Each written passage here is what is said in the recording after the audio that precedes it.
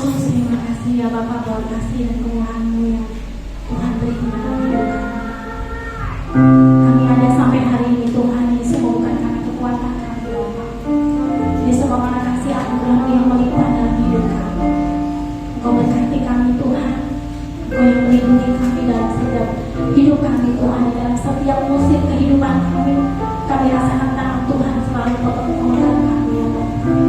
Pagi hari ini Tuhan, dengan segenap hati, segenap jiwa kami Tuhan, kami mau naikkan syukur kami kepada-Mu Tuhan. Kami mau senangkan hati Tuhan dengan kami mau memuji-Mu Tuhan. Layakan setiap kami Tuhan, dan kami memudah kuasa-Mu Tuhan turun di tempat ini Tuhan. Dan biarlah kuasa-Mu menjamah setiap hati kami ya Bapak. Terima kasih Bapak, terima kasih Yesus, terima kasih Roh Kudus. Kami mulai ibadah kami hanya di dalam nama-Mu, dan kuasa-kuasa setan iblis yang ingin mengganggu menyerang kami. Apapun bentukmu, apapun namamu saat ini, nanti mencuri damai sejahtera dalam setiap kami di hati kami. Kami mengikat, kami menolak, mematahkan dan menghancurkan itu semua di dalam nama Yesus. Kau yang berkuasa atas setiap kami Tuhan, Kau yang berkuasa atas tempat ini Yesus. Terima kasih Bapa, terima kasih Yesus, terima kasih Roh Kudus. Haleluya. Haleluya Yesus. Menaikkan pujian kita. Tuhan kami mau menyembah Kami. Haleluya Yesus. Haleluya.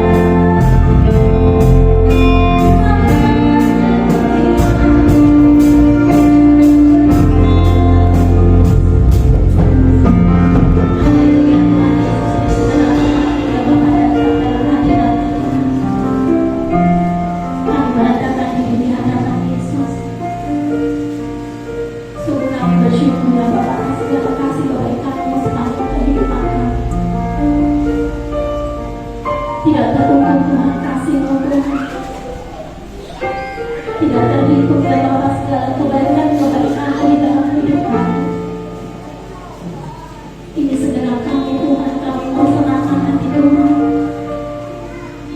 kami mau menyukakan hati-Mu ya Bapa, dan kami mau serahkan segenap hidup kami hanya di dalam-Mu. Pagi hari dilayakan setiap kami Tuhan, dan biarlah Tuhan sukacita surga yang dapat turun di tempat ini Tuhan, damai sejahtera surga turun di tempat ini, ada pemulihan, ada pembaharuan Tuhan di dalam setiap hati jemaat-Mu pagi hari ini Tuhan. Saat kami datang tidak sama dengan saat kami pulang ya Bapa.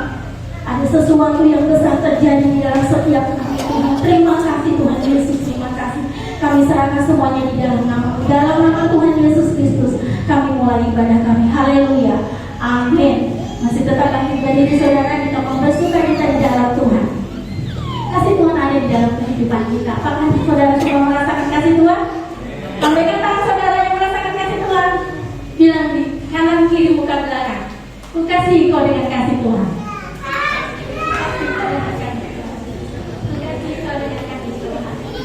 Dan kita akan melihat ku kasih kau dengan kasih Tuhan.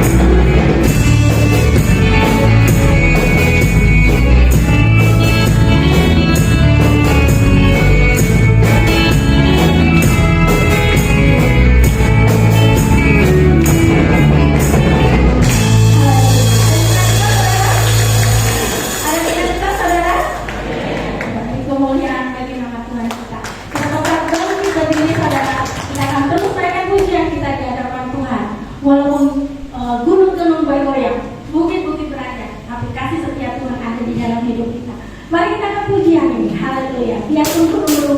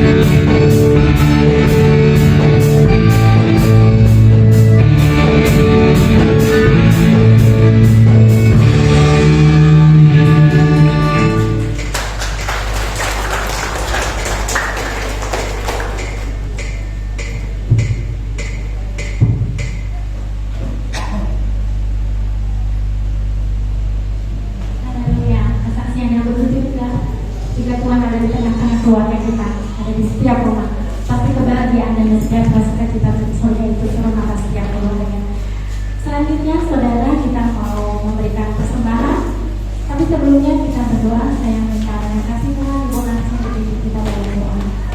Bismillahirrahmanirrahim. Mari kita sama-sama tunduk kepala dan kita berdoa.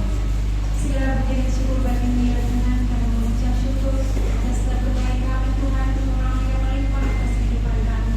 Sungguh kami bersyukur Tuhan, Engkau mengasihi kami. Tiba saatnya ya Bapa, pada pertengahan ibadah ini Tuhan kami memberikan korban syukur di hadapan-Mu. Dan persembahan ya Bapa, mari Tuhan, Engkau benar-benar menguji kuduskan Tuhan persembahan ini sehingga menjadi asal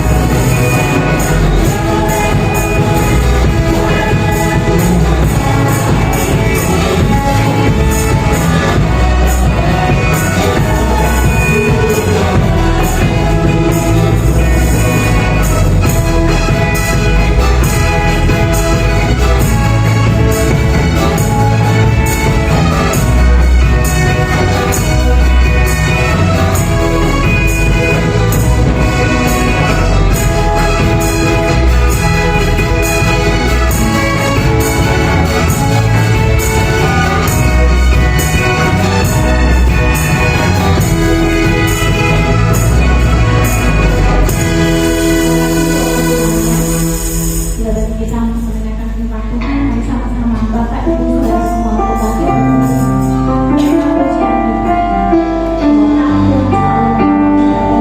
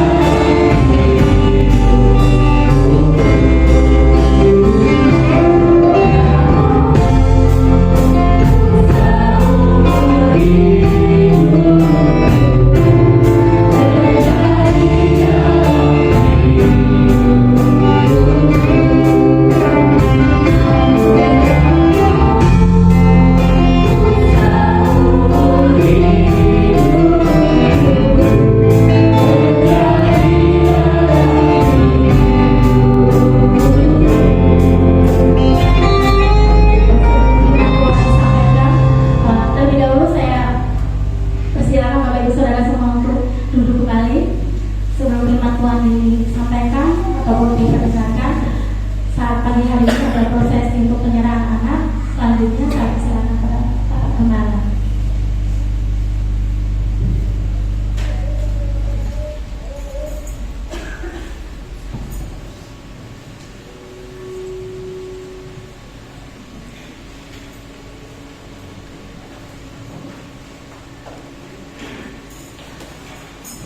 Mari kita berdoa.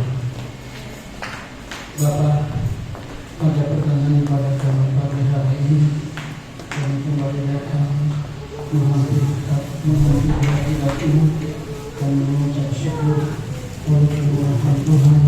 Tuhan perkenankan kami untuk memuji Engkau, dan kami tahu Engkau berkat di atas puji-pujian kami. Dan sebentar Bapa, firman Tuhan akan diberitakan.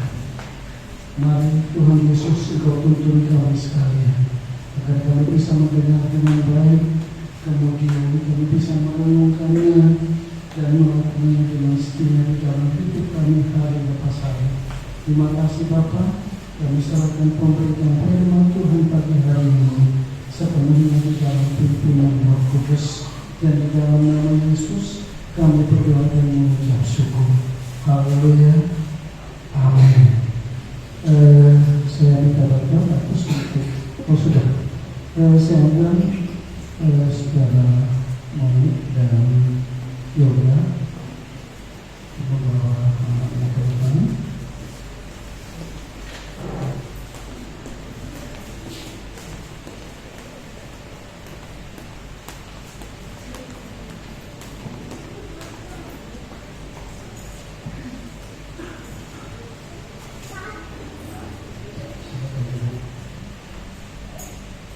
Puji Tuhan Bapak Ibu, sebelum firman Tuhan disampaikan, terlebih dahulu kita akan melaksanakan satu acara yang sangat istimewa pagi hari ini, di mana saudara kita Yoga dan Moni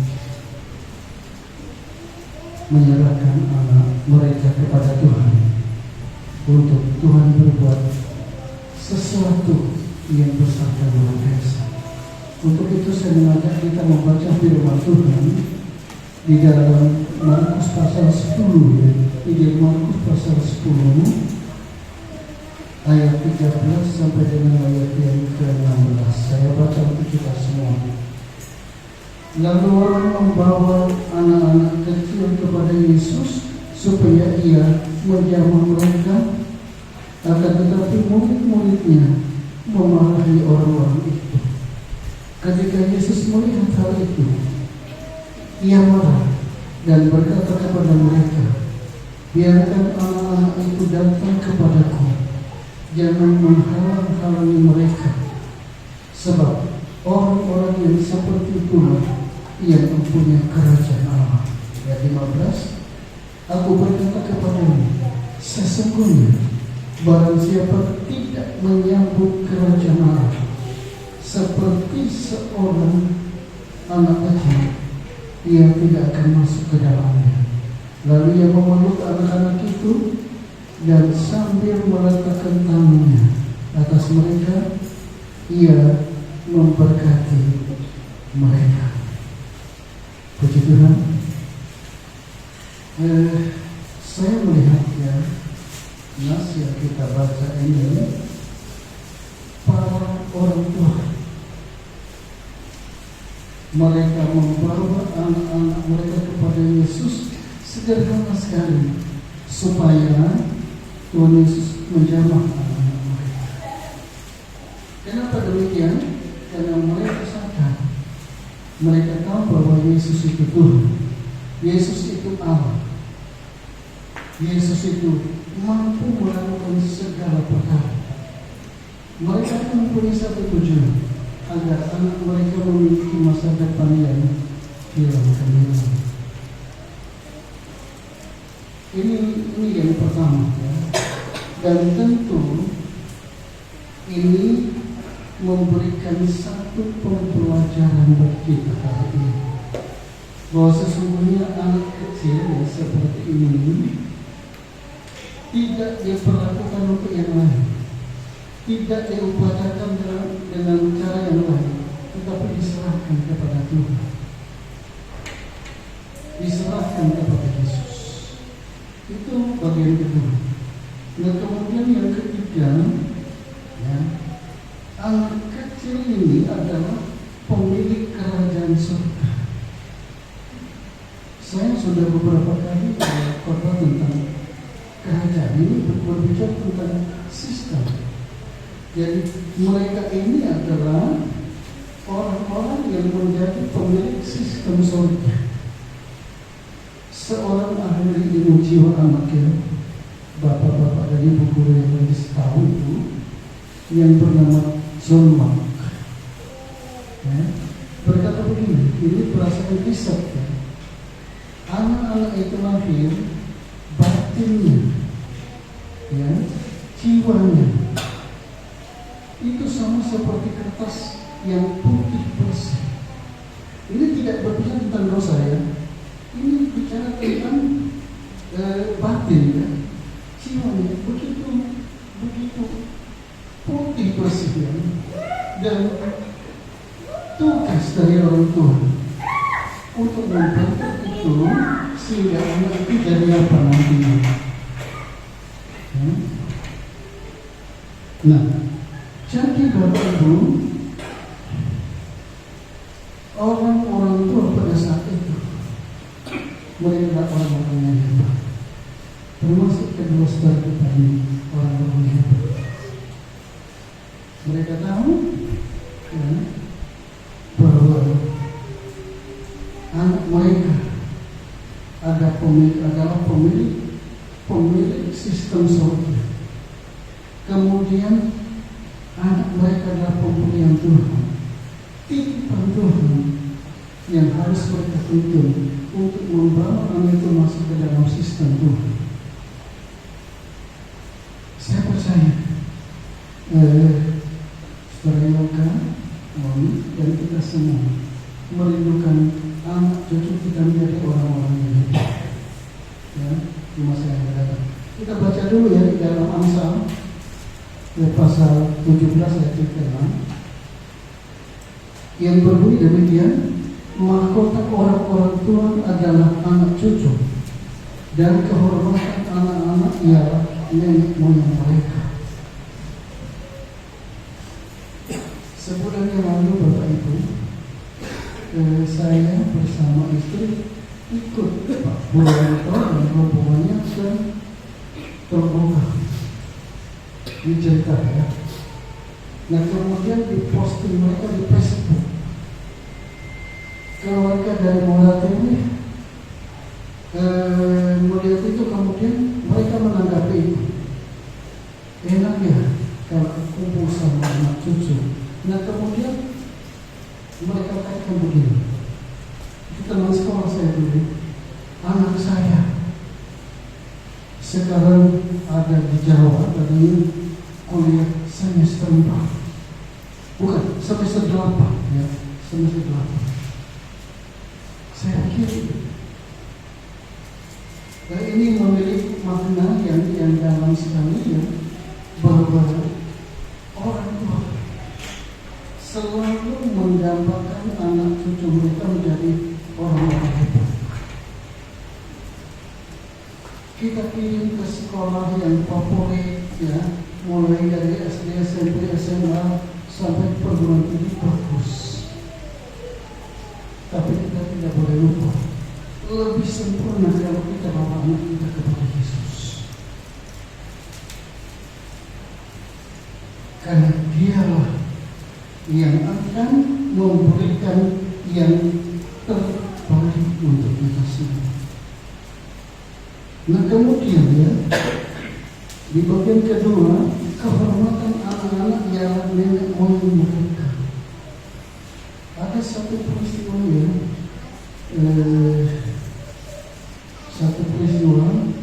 seorang papa menikah, nah kemudian cerai, menikah lagi dengan seorang janda. Nah kemudian dia itu punya anak. Padahal janda ini ya, anak ini kan punya papa aslinya, tapi dia tidak mengambil nama Bapak asli, tapi nama yang ini karena dia seorang bupati. Nah, jadi ini juga memberikan satu gambaran kepada kita, satu pengertian, satu pemahaman alangkah bahagianya anak cucu kita kalau kita menjadi orang-orang terhormat di dalam masyarakat. Minimal dikenal rumah. Nah, ini juga terjadi tatkala kita memiliki pemikiran, memiliki pemahaman, kemudian tidak lanjut kita bawa anak-anak kita kepada Tuhan. Apa yang Tuhan lakukan?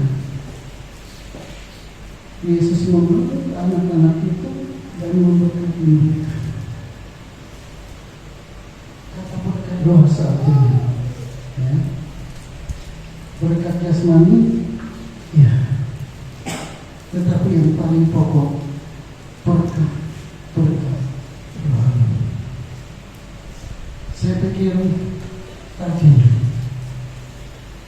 orang tua dari anak-anak yang tampil di sini, hati mereka berbunga-bunga. Wih, anak kau bisa mencipta, anak kau bisa menyanyi kembali. Kenapa demikian? Karena mereka menyerahkan anak-anak mereka kepada Tuhan, kemudian Tuhan melalui orang tua membimbing anak-anak mereka untuk masuk sistem kerajaan Allah. Sangat berbahagia. Saya berharap tidak berhenti hari ini, Bapak Ibu, tapi hari yang nanti kita menjadi inspirasi banyak gereja. Jangan terjadi seperti ini. Kita maju terus. Kita tidak banyak, tetapi kalau kita menjadi berkat, itu luar biasa. Sehingga gereja lain terinspirasi, kemudian mereka juga melakukan regenerasi di dalam melayani Tuhan. Nah, untuk ini saya kembali ya. Hari ini Yesus ada di tengah-tengah kita. Kemudian Yesus mau memberikan yang terbaik buat anak laki atau perempuan. Laki atau perempuan? Laki-laki, iya. Saya belum tahu namanya, tapi nanti juga akan tahu namanya. Yang penting diberkati Tuhan kali ini. Mari saudara sama-sama berdiri.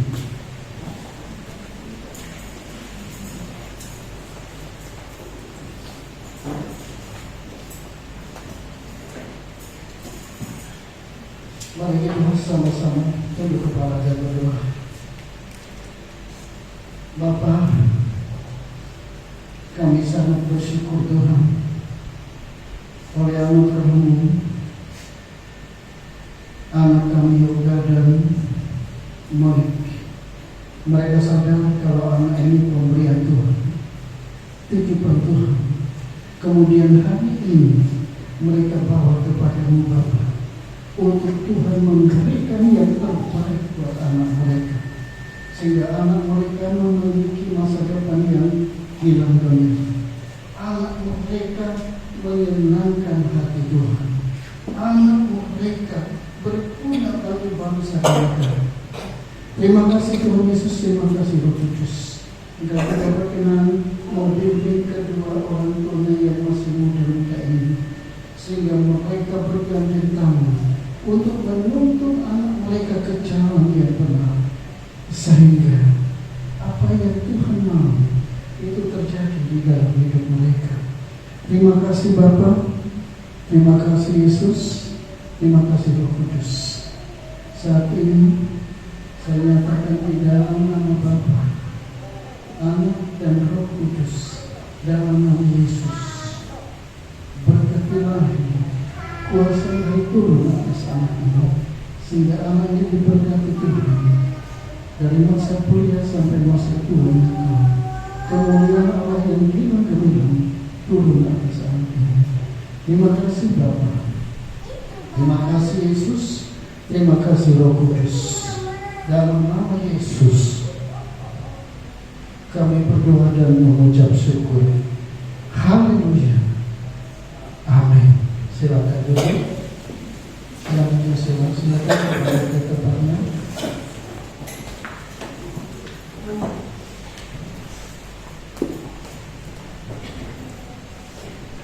Selanjutnya saya serahkan kepada pembicara untuk menyampaikan firman.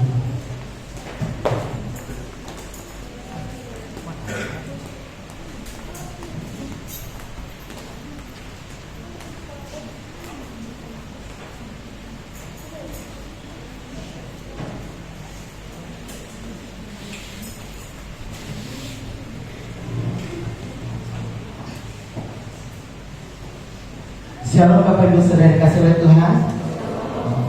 Ronde kedua ya. Puji nama Tuhan. Kita akan sama-sama buka Alkitab kita dalam Kolose pasal yang ketiga ayat yang ke-23.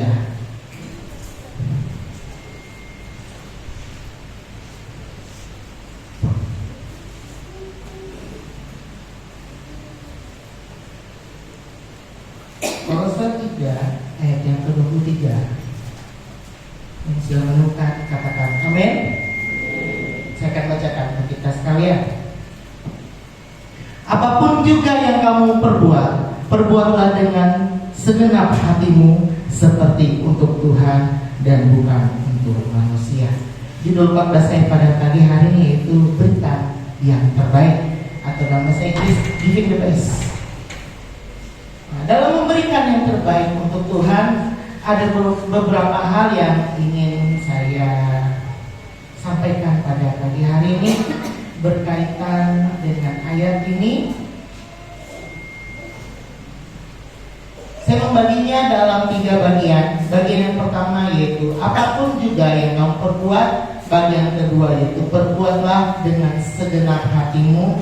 Bagian yang ketiga seperti untuk Tuhan dan bukan untuk manusia. Yang pertama, apapun juga yang kamu perbuat. Nah, di sini yang saya dapatkan itu apapun. Apapun itu dalam terjemahan Alkitab bahasa yang lain itu bisa berarti apa saja dan juga bisa berarti segala sesuatu. Jadi di sini kita bisa mengartikan apapun itu berarti apa saja atau segala sesuatu yang kita perbuat. Perbuat di sini bisa diartikan dengan apa yang kita kerjakan. Nah, dalam arti yang lebih dalam, perbuat atau pekerjaan atau yang kita kerjakan di sini berarti yang pertama melakukan. Melakukan ini dalam artian melakukan aktivitas baik dalam pekerjaan, baik dalam studi maupun belajar. Ini bagi anak-anak sekolah minggu maupun anak-anak pemuda dan remaja. Kemudian dalam pelayanan. Nah, di sini semua terlibat pelayanan, amin, amin ya. Jadi apapun. Nah, jadi dalam melakukan baik dalam pekerjaan, baik dalam studi atau dalam belajar, baik yang kuliah maupun yang SD, SMP, SMA, bahkan ada yang TK, kemudian dalam pelayanan itu di sini termasuk apa yang kita perbuat. Kemudian yang kedua, dalam mengambil tindakan, dalam mengambil keputusan, seperti tadi saudara kita Morik dan Yoga mengambil keputusan menyerahkan anaknya. Nah, itu termasuk dalam apa yang diperbuat, apa yang dikerjakan. Kemudian mengambil keputusan dalam memilih pasangan. Nah, di sini siapa yang sudah punya pacar? Atau yang sudah punya tunangan? Atau yang mau menikah? Ambillah keputusan yang terbaik. Karena itu termasuk dalam apa yang kita perbuat. Kemudian yang ketiga, janji atau nasar. Nah, di sini termasuk juga dalam apa yang kita perbuat dan apa yang kita kerjakan. Nah, itu dalam Khotbah 5 ayat yang ketiga. Saya akan bacakan untuk kita sekalian. Khotbah pasal yang ke-5 ayat yang ke-3.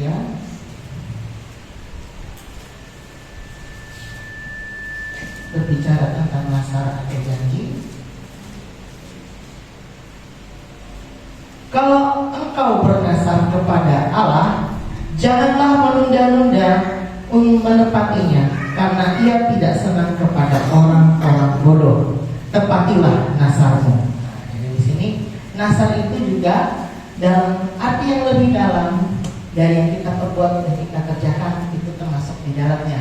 Kemudian yang keempat, membuat atau mempersiapkan, biasanya dalam kegiatan acara Natal atau mempersiapkan apa yang mau kita kerjakan ke depan, apa yang mau kita lakukan ke depan, itu termasuk kita dalam apa yang kita perbuat dan apa yang kita kerjakan. Kemudian yang kelima, menunjuk, mengangkat atau menghabiskan atau memilih. Nah, itu termasuk juga dalam apa yang diperbuat, apa yang dikerjakan. Nah, di sini semua tadi termasuk dalam pelayanan. Jadi tidak sembarangan kita dipilih oleh hamba-hamba Tuhan di tempat ini. Tidak sembarangan kita ditahbiskan oleh Bapak Gembala. Jadi itu yang harus kita perhatikan. Sebagai orang-orang yang dipilih oleh Tuhan, orang-orang yang sudah ditunjuk oleh Bapak Gembala, berarti dia punya kesempatan, terutama dalam melayani Tuhan. Nah, seperti anak-anak yang tadi, mereka dipilih, mereka ditunjuk, dan mereka berlatih keras supaya mereka bisa menampilkan yang terbaik. Nah, itu latihannya keras. Boleh absen nggak? Yang tampil boleh absen nggak? Enggak kan? Nah, harus terus. Absen sekali nggak bisa tampil. Gimana kalau kita terapkan di ibadah umum? Bisa nggak kayak gitu? Anak-anak bisa, masa yang tua nggak bisa.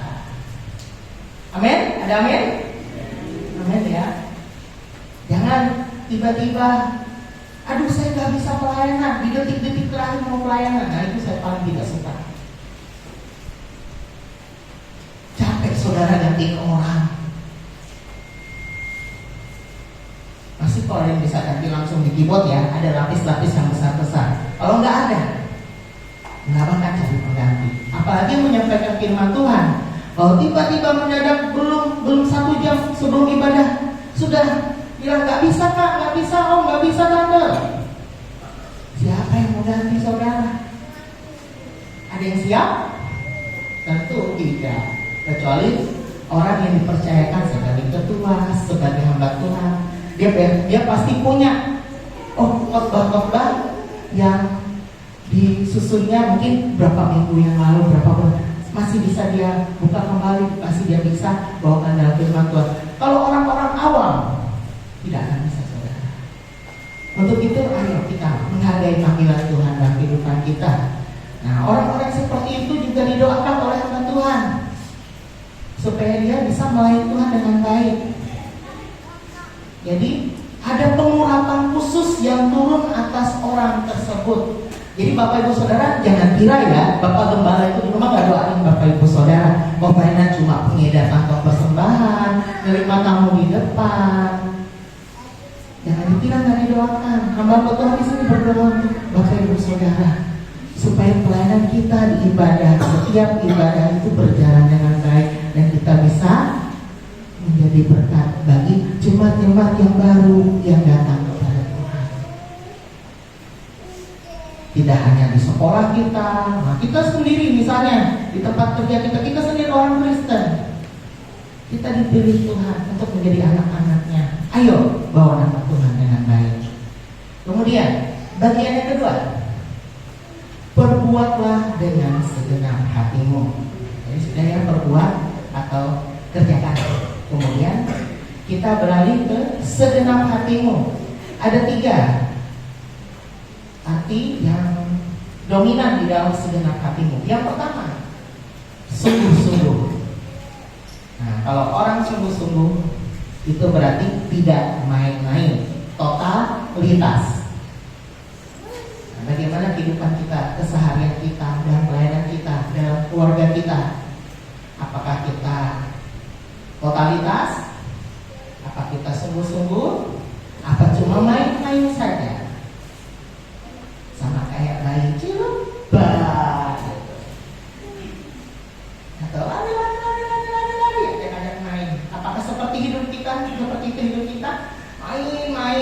makan main-main, tidur main-main, capek. Nah, bagaimana kehidupan kita? Nah, di sini yang Tuhan minta itu, ketika kita melakukan segala sesuatu itu harus sungguh-sungguh. Apapun pelayanan saudara, apapun yang Tuhan percayakan kepada saudara, apapun itu dalam keluarga saudara, dalam sekolah kita, nah, yang anak-anak sungguh-sungguh belajar. Jangan aku mau ranking tapi main HP. Dapat nggak kira-kira rankingnya? Pasti tidak. Nilai 0 didongkrak gurunya bisa nggak jadi 100? Bisa. Tapi anak itu mau jadi apa? Jadinya madesu. Apa madesu? Masa depan suram. Dibantu terus, nggak bisa mandiri, akhirnya sekali kena masalah rasanya pengen bunuh diri, rasanya pengen mengakhiri hidupnya. Nah, itu tidak boleh. Ketika kita sudah sungguh-sungguh kepada Tuhan, Tuhan akan melihat itu semua. Kemudian yang kedua, segenap hatimu itu berarti segenap jiwa. Berarti seluruh jiwanya diberikan, jangan setengah-setengah. Kalau setengah-setengah kayak main musik, tanganku ada kok yang gerak, buka aku gini. Bagus nggak? Bagus nggak yang tahu tadi kok? Enggak kan? Nah, kita pelayanan harus kasih seluruh jiwa kita. Jangan cuma kita bawa badan kita, pikiran kita masih di rumah, pikiran kita masih di Car Free Day. Misalnya ramai orang jauh. Kadang-kadang kita sini memuji Tuhan, tapi pikiran kita kemana-mana. Nah, itu tidak seluruh jiwa kita. Dalam pekerjaan, apabila kita tidak totalitas, apabila kita tidak segenap jiwa kita dalam pekerjaan itu, kira-kira pekerjaan kita selesai atau tidak? Tidak. Makanya Tuhan minta pada pagi hari ini segenap hati kita, segenap jiwa kita. Yang ketiga, dengan senang hati. Berarti segenap hati itu, dengan segenap hatimu artinya yaitu dengan senang hati. Apa itu? Dengan sukacita, tidak bersungut-sungut. Nah, kalau lagu pertama tadi yang menyenangkan, senangkan,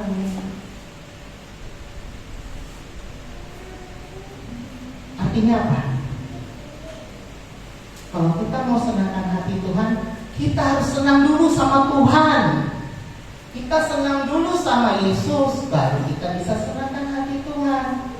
Contohnya, yang mudah-mudah misalnya kayak Olga ya. Kalau Olga suka sama lawan jenis, contoh ya, jangan marah ya. Nah, otomatis Olga harus senang dulu. Nggak bisa merengut-rengut, aku suka sama laki-lakinya harus. Kayak monster. Harus senang dulu, pendekatan dulu, kenalan dulu, kenali lebih dalam siapa orang itu. Itu juga kita dengan Tuhan. Kalau kita mau menyenangkan hati Tuhan, kita harus senang dulu. Jangan kena masalah dikit, salah Tuhan. Akhirnya ke gereja, duduk di situ atau pelayan di sini setengah hati. Jemaatnya bingung. Kayaknya banyak masalah itu WL-nya, mukanya suram. Jadi kita gak akan bawa orang sukacita karena kita gak sukacita dengan Tuhan. Begitu juga kita dalam keseharian kita. Cuek sama orang juga cuek sama kita. Jangan harap orang menegur kita bahwa kita gak senyum. Kayak Hansen pasang muka gajah mada. Kira-kira dia mau temenan nggak? Pasti enggak. Takut aku cari teman yang lain. Carilah dia teman yang lain. Begitu juga kehidupan kita dalam bergereja.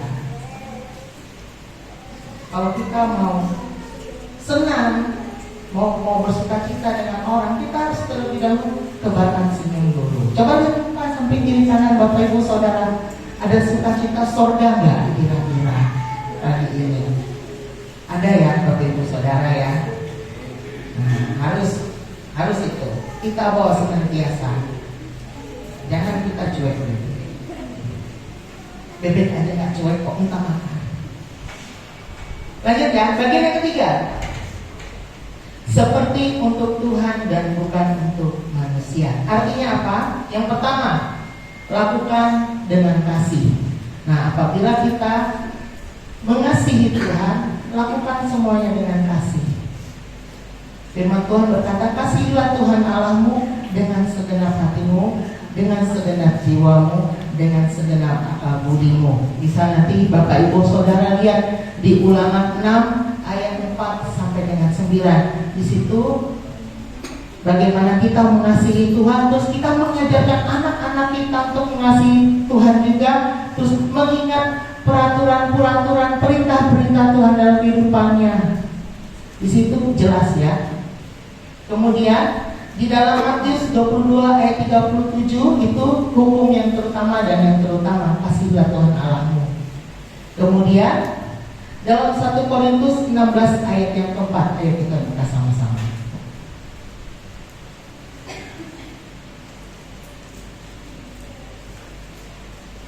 1 Korintus pasal yang ke-16 ayat yang ke-14. Saya akan bacakan untuk kita sekalian.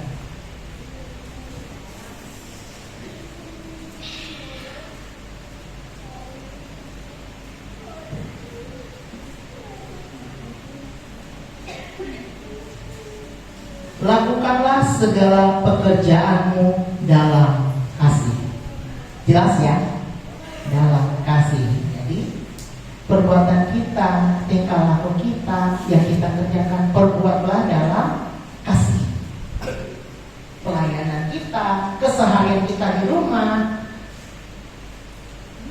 dalam pekerjaan kita dengan bos kita bagaimana, dalam pertemanan kita, persahabatan, dalam komunitas kita baik di luar maupun di dalam gereja, bagaimana itu lakukan semuanya di dalam kasih. Jelas.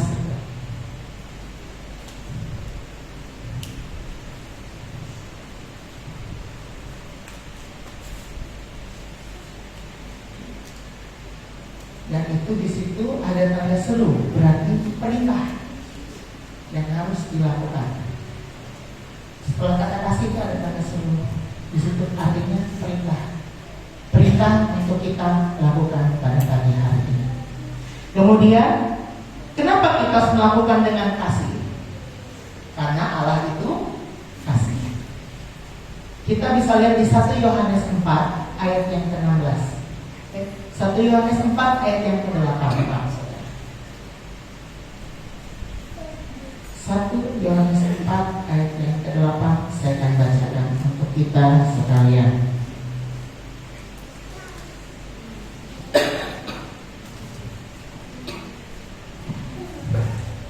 Barang siapa tidak mengasihi, ia tidak mengenal Allah, sebab Allah adalah kasih.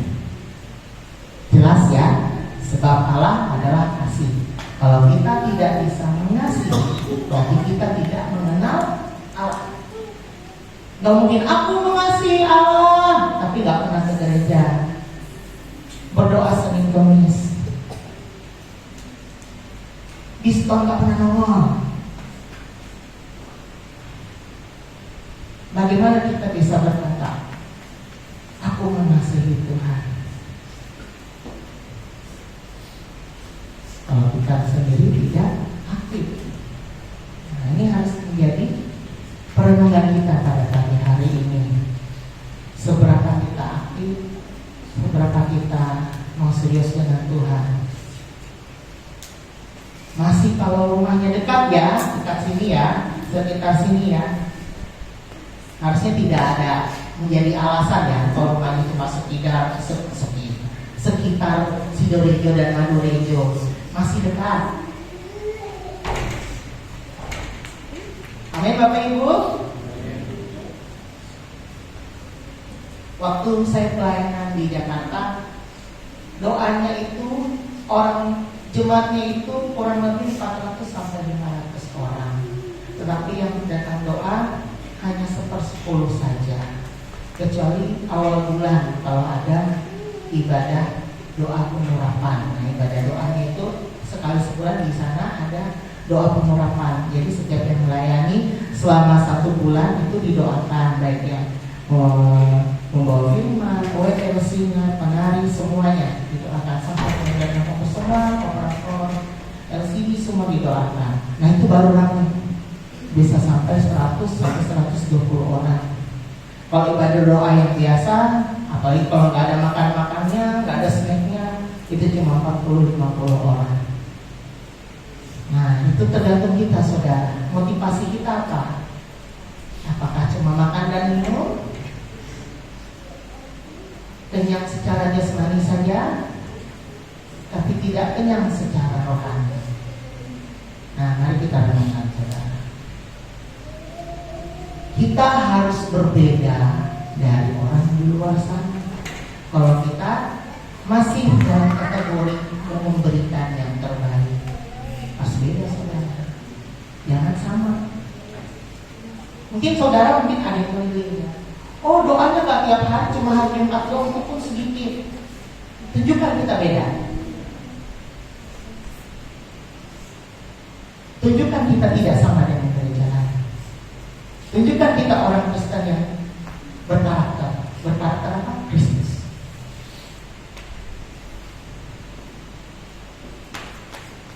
Biar orang melihat, oh anaknya berprestasi, bisa main musik, jemaatnya aktif-aktif, rajin beribadah. Oh, jempolan kita.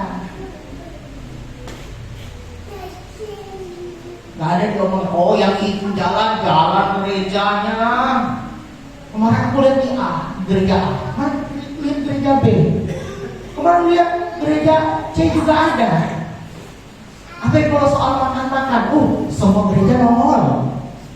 Jangan gitu saudara. Marilah kita tertanam di gereja lokal. Kalau kita ke tempat orang, itu ada tes-tesnya kalau mau pelayanan. Tidak sembarangan bisa masuk. Mungkin bisa tanya yang pernah ke gereja lain, bisa langsung pelayanan, bisa diajak main-main ke sini, main-main alat musik. Diusir saudara, jangan sentuh, mahal. Kita punya dapur sendiri. Ada tawaran, ayo yang mau belajar musik datang, manfaatkan. Gratis loh. Coba tanya di BBK yang keliling-keliling nyari guru les musik, berapa habis?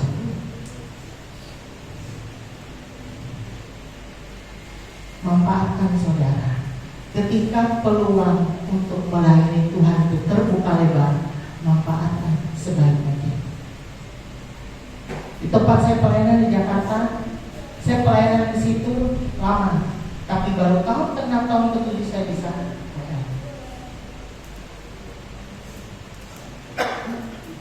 bisa nari tamborin tahun ke-7. Itu pun tidak setiap event diajak. Jadi mendahulukan anak-anak yang di situ yang dari kecil. Kalau saya kan cuma datang kuliah pelayanan di situ. Tetap yang didahulukan orang yang ada di situ.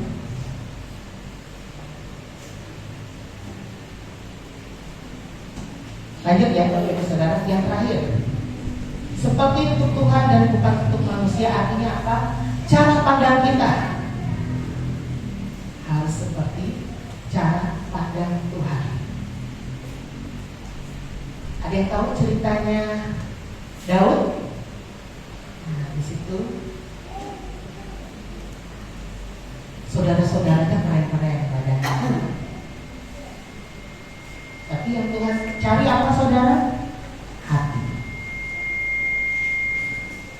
Nah, kita harus memiliki cara pandang seperti cara pandang Tuhan. Jangan lihat di sini orang, oh hitam legam, kecil, keriting, belum apa-apa. Oh ini yang cantik, tapi nggak tahu hidupnya di luar gimana. Lihat keseriusan orang itu, lihat bagaimana dia bersikap. Tidak semua orang yang saudara anggap jelek itu perilakunya jelek. Tidak semua orang cantik yang perilakunya cantik. Tetapi orang di dalam Tuhan, orang yang tekun di dalam Tuhan, pasti semuanya karakternya cantik dan ganteng. Amin. Amin.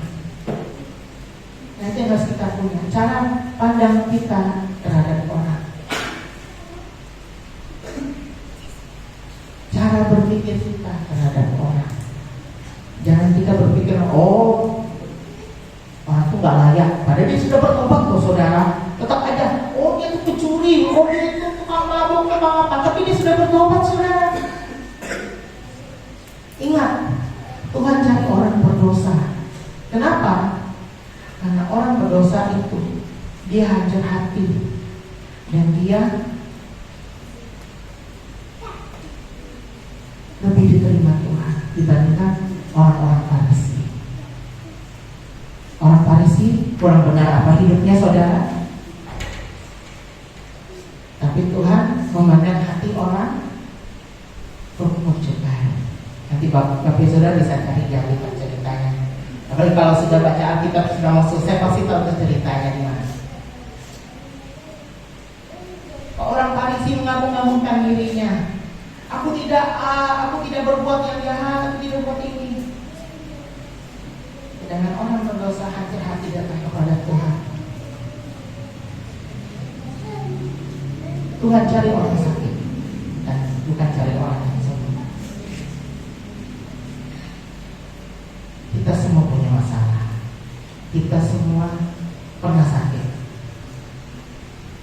Dan yang Tuhan mau bagaimana hidup kita ke depan. Mau jadi seperti apa hidup kita? Apa mau hidup tetap dalam kekelaman? Itu pilihan kita. Mau jadi orang jahat, mau jadi orang baik, itu pilihan. Tetapi mengikut Tuhan adalah suatu keharusan. Jadi saya simpulkan di sini dari Kolose 3 ayat yang ke-23. Jadi Paulus di sini menasihatkan kita sebagai orang-orang yang percaya untuk menganggap semua apa yang kita kerjakan, apa yang kita perbuat, apa yang kita lakukan sebagai suatu pelayanan kepada Tuhan. Kita harus bekerja seakan-akan Kristus adalah pimpinan kita, majikan kita, bos kita. Dengan mengetahui bahwa semua yang diperbuat untuk Tuhan kelak akan mendapat upahnya. Nah, nanti bisa Bapak Ibu Saudara baca di ayat selanjutnya, di ayat yang ke-24. Kemudian yang terakhir, tetapi orang yang tidak sesuai dengan kehendak Tuhan akan menerima apa yang ia perbuat. Itu juga di ayat yang terakhir, di ayat yang ke-25. Amin buat firman Tuhan. Mari kita sama-sama berdiri di hadapan Tuhan. Kita mau angkat pujian kita selidiki. Tuhan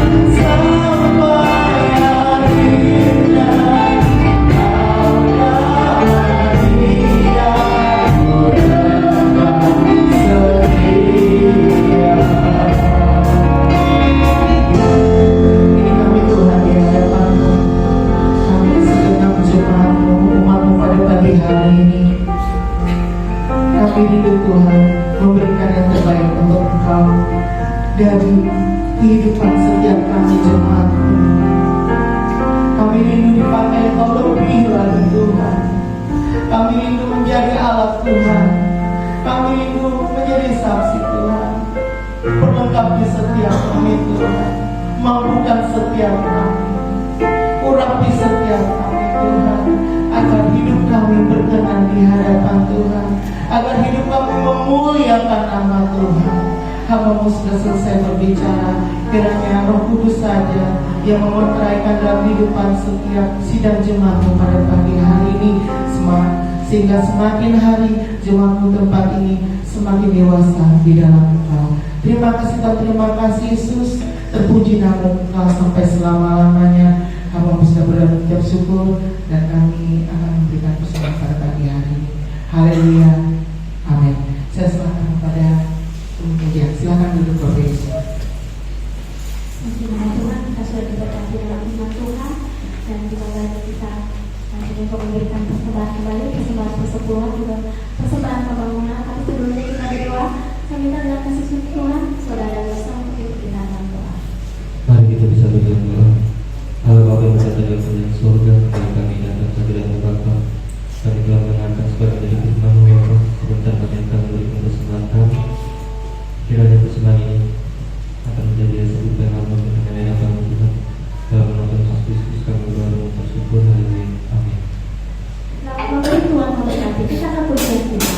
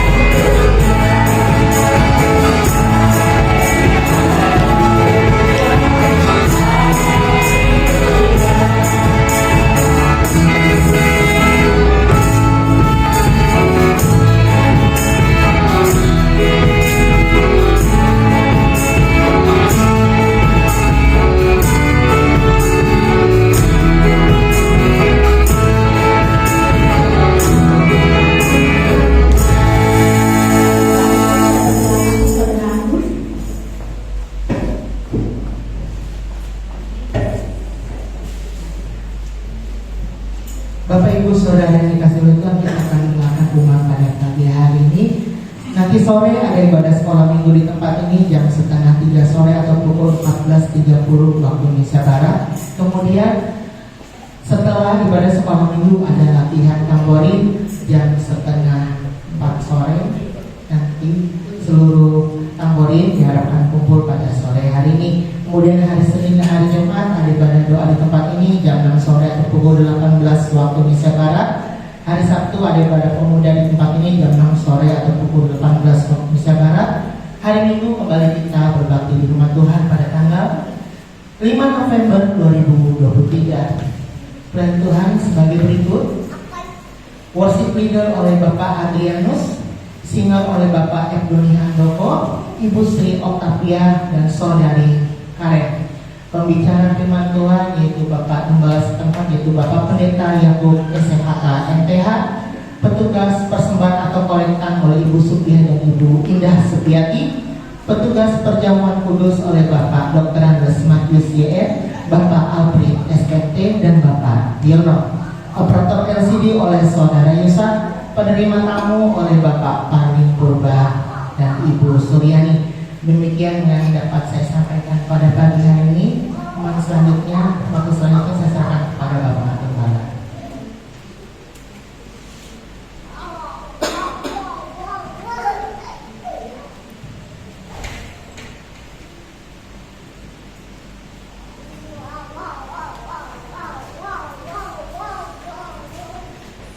Baik, sebelum ibadah kita tutup, ada sesuatu yang akan disampaikan oleh Bapak Alfred. Saya persilakan.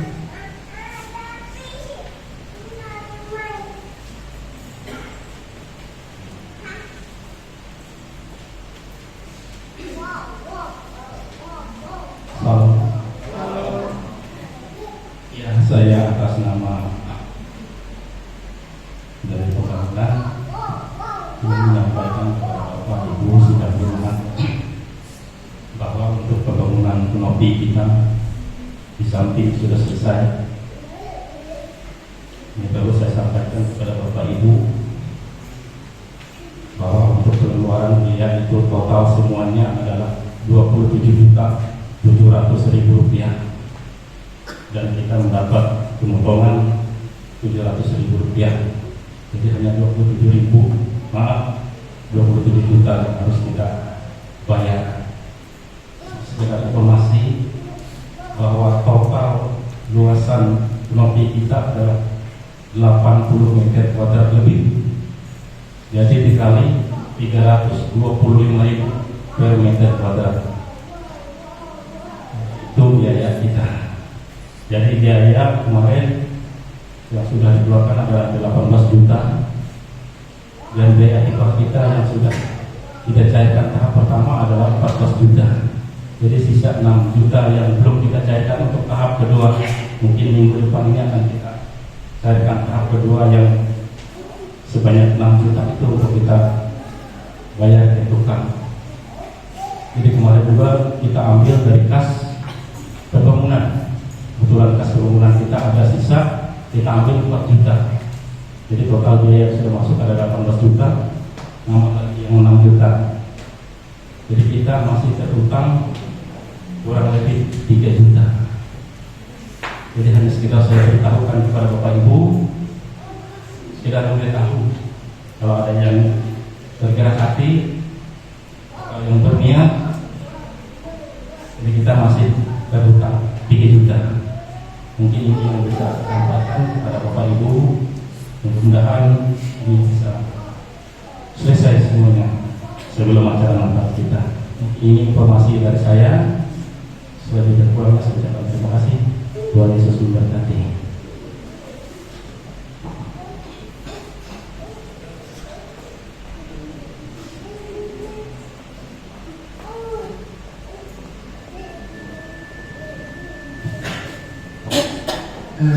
Puji Tuhan.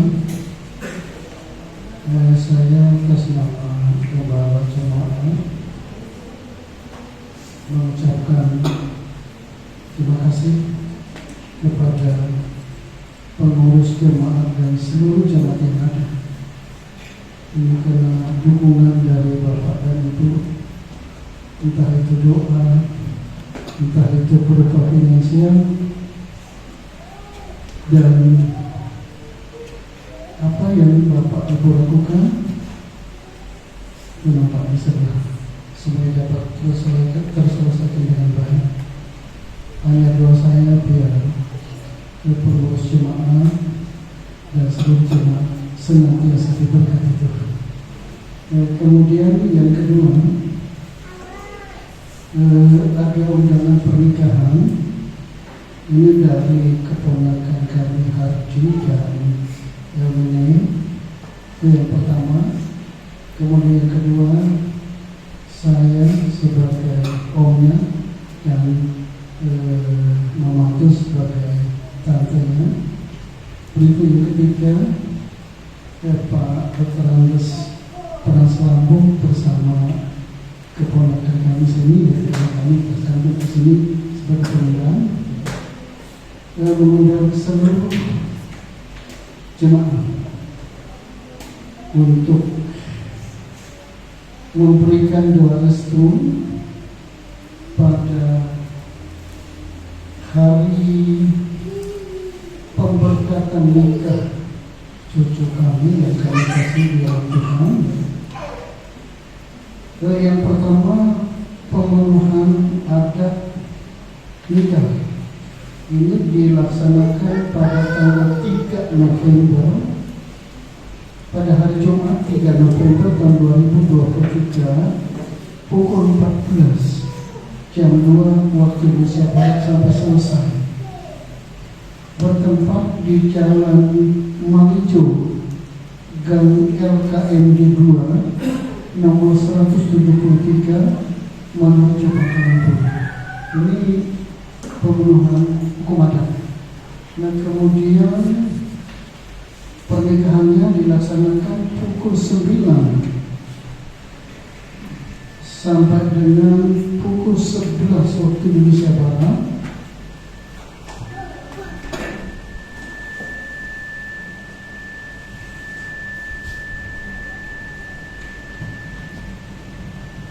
Saya ulangi ya, Sabtu tanggal 4 November tahun 2023 ini pemberkatan nikah jam 9 sampai dengan jam 11 waktu Indonesia Barat, bertempat di Gereja Betani Indonesia Betani, Jalan Cilikriwut 2, nomor 60, Pangkalan Bun. Kemudian acara resepsi dimulai pukul 12 sampai dengan pukul 17 sampai dengan jam 3 sore waktu Indonesia bagian Barat, bertempat di gedung Aula Bapeda, Jalan HM Rafi nomor 3, Pangkalan Bun. Nah, jadi untuk ini kami dari keluarga sangat berharap supaya Bapak dan Ibu bisa mendukung kami dalam doa biar cucu kami dapat membina rumah dengan baik sesuai dengan Tuhan. Saya kira itu saja yang dapat saya sampaikan. Semoga kita sama-sama berdiri, kita akhiri ibadah kita pada hari ini. Mari kita sama-sama tunduk kepala dan berdoa. Bapa, kami bersyukur oleh kasih setia-Mu Tuhan sehingga kami boleh mengikuti ibadah dari pagi hari ini dari awal sampai akhir.